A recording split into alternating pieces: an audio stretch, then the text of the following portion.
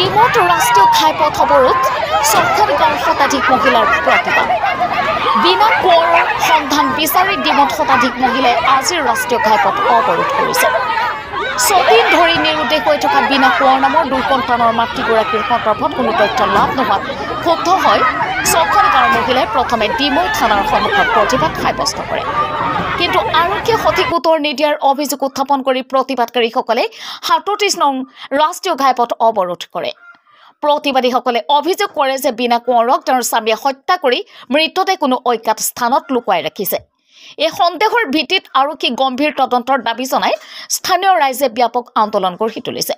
অৱৰোধৰ ফলত সদা ব্যস্ত ৩৭ নং ৰাষ্ট্ৰীয় ঘাইপথত তীব্ৰ যান-জঁটৰ সৃষ্টি হয়।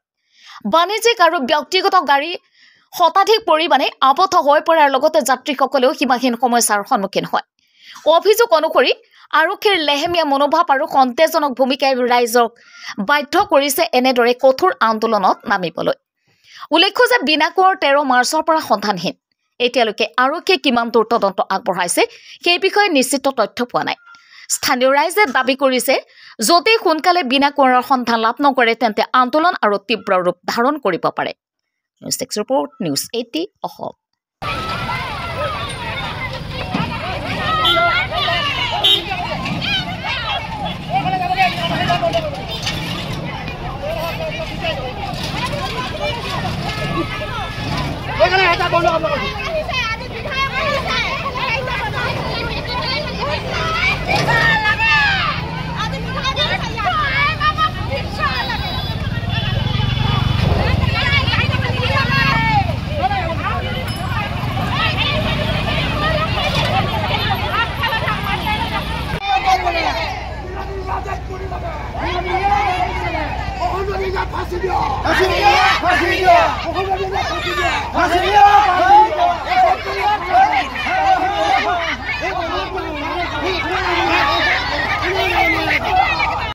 ছোৱালী হাৰুৱা সিহঁতি মাৰ্ডাৰ কৰি সিহঁতি হেৰি কৰি দিছে। অলৰেডি বস্তা ওলাইছে, কাপোৰ ওলাইছে, তেজ লগা